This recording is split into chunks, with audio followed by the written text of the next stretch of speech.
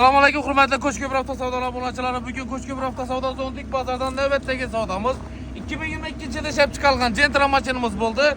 Mashinamiz rahatnoy, yumshoq bo'lib, hammasi tuzilgan. Mashinamiz bahasi yangi bozora 160 milyon 500 ming so'm pul berdik. Aga, yaxshi kunlar, to'ylarimiz nasib etsin. Naqd pul. Shitir bo'ldi. Naqd pul bo'ldi. Kelaverasizlar. Koçköprü Hafta Savda Zontik bozorda 720 o'char xizmatdamiz. Jo'yating mashina. Mashinalarimiz ko'p kelaverasizlar. Selamünaleyküm hürmetli Koçköprü Hafta Savdalar abunachilari. Bugün Koçköprü Hafta Savda Zontik bozordan navbatdagi savdamiz Gentra mashinamiz bo'ldi. 2022 yilda ishlab chiqarilgan Gentra mashinamizni o'zlarimizning do'stimiz Kamolbeka Koçköprüdan kelgan 126 milyon so'm pul berdik. To'g'ri? Tabriklaymiz. Ko'pdan to'zib nasib etsin. Biz yaqidan Nexus berdik. Endi Gentra. Izi taqib bo'lsin iloyim. İlayim aytganiga. Sizlar ishlaringiz ham rivoj. Shu balog'ab berdim shuni. Ayjiyan. Tabriklaymiz. Navmasha oldim oğlum. Aşındı maşin yaptı. Gelaverasizlar Koçköprü Hafta Savda Zontik bozorda 720 o'char xizmatdamiz. Ko'rsating mashinlarni. Mashinalarimiz ko'p kelaverasizlar.